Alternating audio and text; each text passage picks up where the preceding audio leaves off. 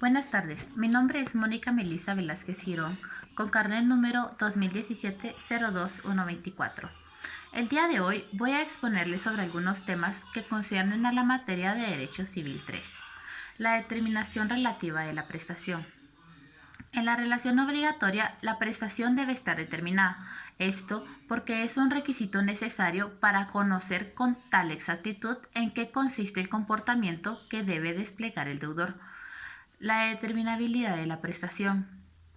En esta tenemos que establecer las reglas que permitan convertir la prestación determinable en determinada.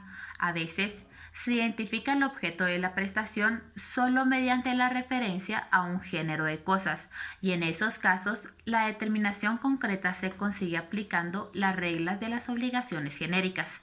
Algunas veces la determinabilidad desaparece cuando elegimos entre varias prestaciones posibles. En algunos casos, la determinación se obtiene recurriendo a elementos externos a la propia obligación constituida, teniendo en cuenta una determinada circunstancia de hecho. Las obligaciones genéricas son aquellas que recaen sobre ciertas cosas caracterizadas por pertenecer a un género determinado.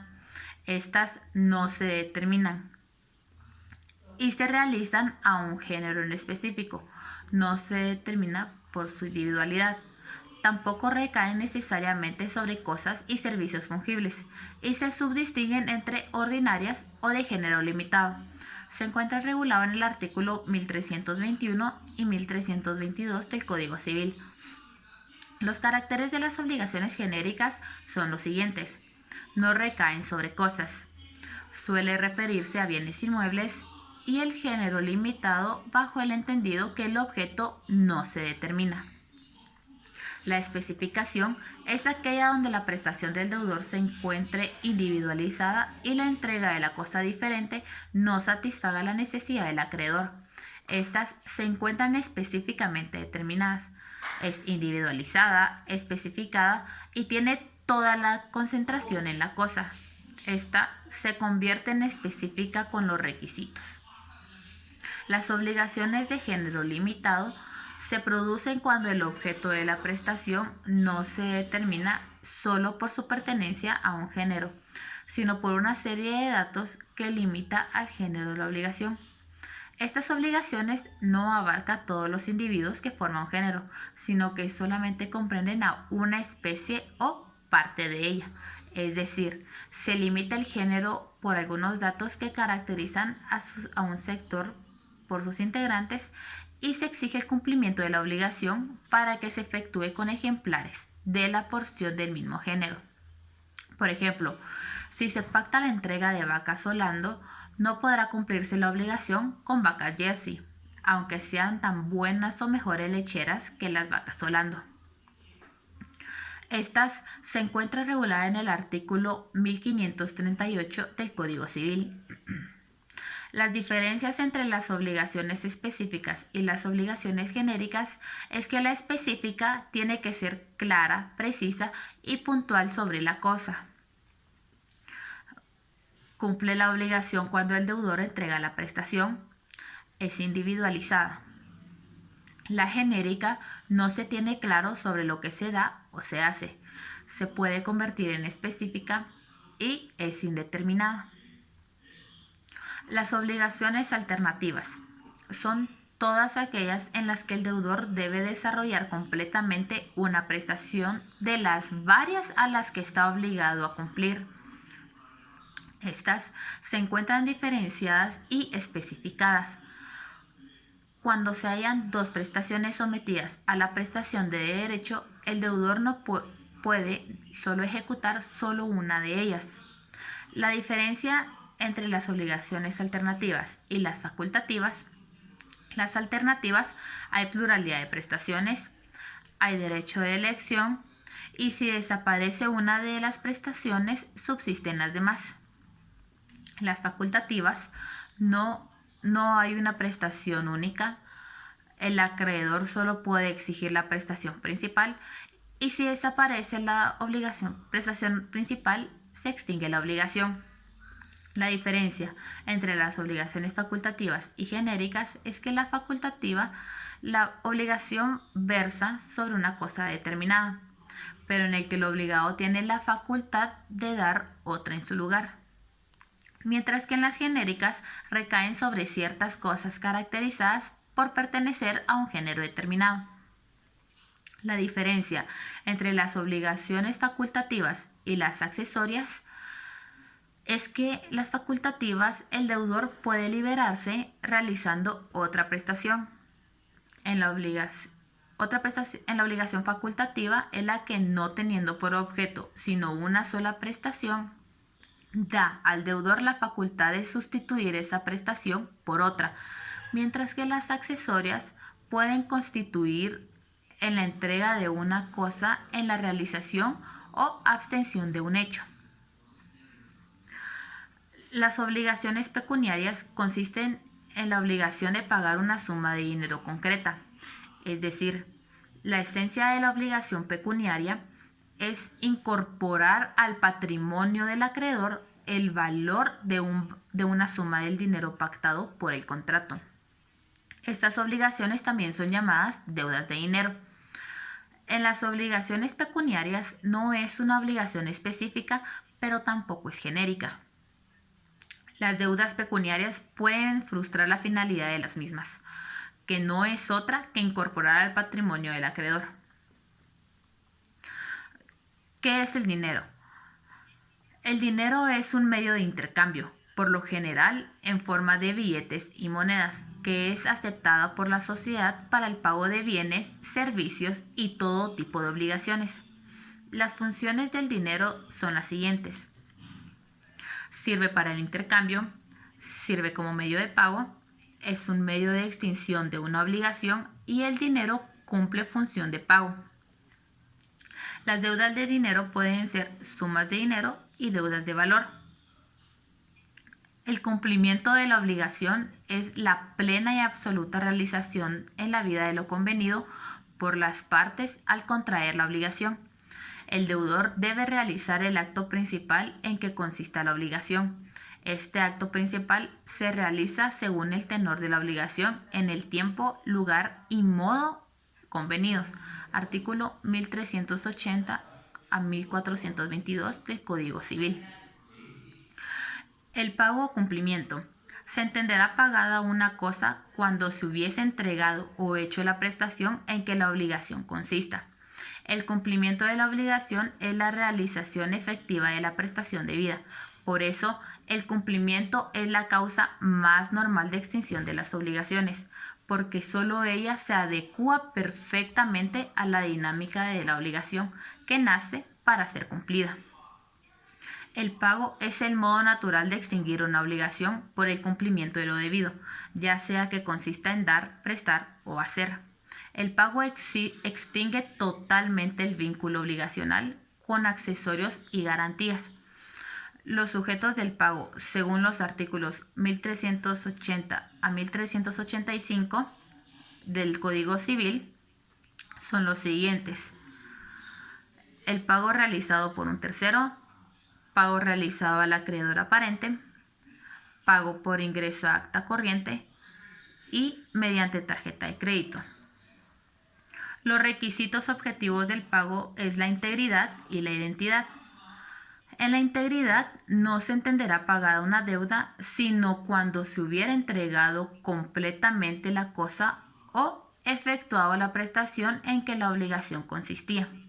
La identidad quiere decir que el deudor de una cosa no puede obligar a su acreedor que reciba otra diferente a lo pactado, aun cuando fuera igual o mayor valor de la debida. El momento temporal del cumplimiento y lugar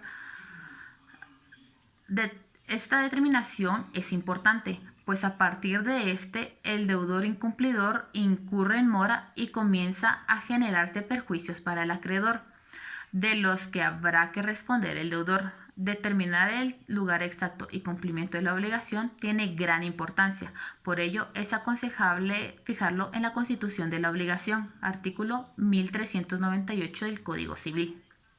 La prueba del pago. El pago no se presume, debe ser comprobado. Al deudor que pretenda su liberación le incumbe la prueba de pago. Así como al acreedor que invoca su carácter de tal, le corresponde probar la existencia de la obligación. Esta prueba depende de la forma de pago. Debe acreditarse todo documento para cumplir con la obligación, por ejemplo, voucher, recibo, factura, etc. La imputación de pagos pretende solucionar los conflictos que pueden darse cuando un deudor debe a un acreedor varias deudas de la misma especie y con carácter homogéneo, estas estando todas vencidas y exigibles. El deudor debe realizar un pago que objetivamente puede ser imputable a cualquiera de ellas. Los subrogados del cumplimiento. Estos son los medios por los cuales se sustituye el cumplimiento de la obligación, que es la causa de la obligación obligatoria. Estos medios implican los requisitos de pago para facilitar algunas de sus funciones típicas.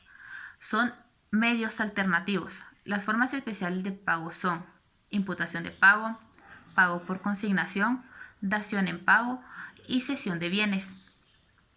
El ofrecimiento de pago y la consignación es el procedimiento establecido por la ley a favor del deudor para así liberarse de su obligación mediante la puesta a disposición de la autoridad judicial de las cosas debidas en determinadas circunstancias. Los casos en los que procede la consignación esta trata procurar la liberación del deudor que actúa diligentemente en la exacta realización de la prestación debida, no viéndose acompañado de la necesaria colaboración del acreedor, que se niega injustificablemente a recibir la prestación debida. Los efectos de la consignación es la liberación del deudor. La dación de pago es una forma de pago que consiste en un acuerdo entre el acreedor y el deudor que convienen en que el deudor pueda cumplir su obligación sustituyendo la prestación acordada por otra equivalente. Es decir, que el bien que se entrega sustituye el dinero o la deuda. La dación en pago es el acto jurídico mediante el cual el deudor entrega al acreedor una prestación diferente a la debida, con el consentimiento de éste. Artículo 1386 y 1397 del Código Civil. Los requisitos para la dación en pago es que se realice por el deudor una prestación distinta a la debida, que exista acuerdo entre acreedor y deudor respecto a la nueva prestación, que se produzca la extinción de la obligación, que exista consentimiento y acuerdo mutuo entre las partes para cambiar la prestación originariamente debida, que se produzca con posterioridad el nacimiento de la obligación originaria. No hay dación de pago cuando cambian el lugar y el modo de pago. El pago por cesión de bienes a los acreedores es otra forma normal de pago y que se da en el caso en que el deudor no tenga posibilidades de darle cumplimiento a su obligación, aun cuando tenga voluntad de hacerlo, y como consecuencia de ello cae en insolvencia. La cesión de bienes se hace por medio de un acto en el cual el deudor cede sus bienes a los acreedores para que éstos los vendan o los administren como ellos quieran, y con el producto se haga el pago de sus créditos. Estos pueden ser judicial, cuando se hace mediante un tribunal, y extrajudicial, cuando se hace por medio de un contrato. También se llama voluntaria. El incumplimiento de la obligación es la situación anormal cuando se produce, cuando no queda satisfecha la prestación, porque el deudor la cumple mal, lo que ocasiona perjuicio al acreedor. La responsabilidad por incumplimiento genera consecuencias que se producen para el deudor en orden a reparar o reponer el patrimonio del acreedor. Este genera un daño que se da a reparar, y a este efecto entra en juego el elemento característico de la obligación que se denomina responsabilidad. Puede generarse dos tipos de responsabilidad: responsabilidad contractual y responsabilidad extracontractual. Los efectos de cumplimiento es la generación de un bien de restituir o recuperar el patrimonio del acreedor, una especial sujeción del patrimonio del deudor que puede ser objeto de agresión por parte del acreedor, y un deber de reparación o restitución que se extiende a otros detrimentos o disminuciones patrimoniales sufridos por el acreedor como consecuencia de la omisión o efecto de la prestación. Las clases del incumplimiento es el retraso de la ejecución, ejecución de una prestación defectuosa, incumplimiento definitivo de la obligación. La realización tardía de la prestación. Esta es la mora. La mora es el retraso o tardanza que se da en la obligación, consecuencia que se produce al deudor por haberse retrasado en la prestación, que sin embargo es todavía posible y sería idóneo en términos objetivos para satisfacer el interés del acreedor. El incumplimiento definitivo de la obligación, en los casos en los que se aborda el incumplimiento definitivo, puede generar la reparación de daños y perjuicios si se da los supuestos de imputabilidad. Esto es, salvo exoneración del deudor. En el caso de las obligaciones inalagmáticas, se dará la causa a la resolución. La imposibilidad sobrevenida de la imputación es representativa a un hecho que impide el desenvolvimiento del deber programado, determinando la imposibilidad de la ejecución, o bien mermando significativamente el valor o utilidad de la misma para el acreedor. Artículo 1330 del Código Civil. La responsabilidad por incumplimiento. Esta es la obligación de resarcir que surge como consecuencia del daño provocado por un incumplimiento contractual o de reparar el daño que ha causado a otro con el que no existía un vínculo previo, sea en naturaleza o bien por el equivalente monetario, habitualmente mediante el pago de una indemnización de daños y perjuicios. La exoneración del deudor se designa el impedimento que sobreviene para cumplir la obligación debido a un suceso ajeno a la voluntad del deudor. Caso fortuito. Este es un acontecimiento ajeno a la voluntad del deudor, pudiendo ser predecible, pero inevitable. Generalmente es un acontecimiento de la naturaleza. Ejemplo, inundación, huracán, terremoto, etc. Los efectos del caso fortuito pueden actuar impidiendo el cumplimiento en tiempo oportuno o definitivamente, o incluso sin impedir el incumplimiento absoluto, y puede ser un obstáculo tan solo para la exactitud del cumplimiento. La fuerza mayor. Este es un acontecimiento de un hecho del hombre, que se puede prever, pero también es inevitable. Es el acontecimiento debido a actos de terceros y en el cual no interviene la voluntad del deudor. Ejemplo, la explosión de una caldera, un cortocircuito. Los efectos de la fuerza mayor es evitar la mora del deudor si la obligación resulta imposible de cumplirse, aunque haya retardo. Eximir al deudor de toda responsabilidad si la obligación deviene imposible de cumplir. Estos se encuentran en el Código Civil en los artículos 1426 y 1427. La responsabilidad del deudor fundada en la culpa. El deudor de buena fe responderá solamente los daños que sean consecuencia necesaria de su incumplimiento. Los daños y perjuicios de los que responde el deudor de buena fe son los previstos o los que se hayan podido prever en el tiempo en el que se pueda constituir la obligación, y estos sean consecuencia de la falta de su incumplimiento. Artículo 1423 del Código Civil. Responsabilidad del deudor fundada en el dolo. Es la voluntad consciente de incumplir la voluntad del deudor sin necesidad de que sea consciente del daño que puede provocar al acreedor. La prueba del dolo le corresponde al deudor. En caso de dolo, responderá el deudor de todos los que conocidamente se deriven de la falta del incumplimiento de la obligación. Los supuestos de responsabilidad objetiva. Esta responsabilidad significa a que no es relevante la determinación de la existencia, concurrencia de la culpa, incluyendo la prestación que se da. Esto es porque hay incumplimiento de la prestación, hay obligación de pagar, independientemente si la conducta fue falta de pericia. Aquí no nos interesa entrar a ver si hubo culpa. Funciona con mucha precisión en las obligaciones pecuniarias y en los distintos contratos. son acuerdos entre el acreedor y el deudor. Ese acuerdo es producto o resultado de una autonomía de las partes. La voluntad de las partes de plasmar ese sentimiento recíproco e informal en el contrato que se da sobre la responsabilidad del deudor. La defensa del derecho de crédito. Este es un derecho que se le da al acreedor para defender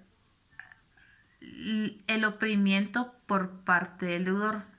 El acreedor puede aplicar medidas precautorias para garantizar el cumplimiento de la prestación, que es el objeto de una demanda. Las medidas precautorias pueden ser el arraigo o la intervención de empresas. La protección del delito. La protección del crédito. El derecho del crédito está garantizado con todo el activo patrimonial del obligado. El deudor responde con su patrimonio al cumplimiento de las obligaciones y este patrimonio es la garantía del crédito del acreedor. La acción pauliana o revocatoria. La acción pauliana es una medida conservativa del patrimonio del deudor y por lo tanto protectora de créditos.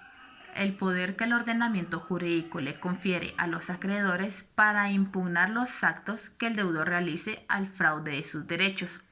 Las características de esta acción en cuanto a su naturaleza jurídica es una acción personal, ya que no persigue un bien, sino que pretende remediar las consecuencias subjetivas de una conducta ilícita.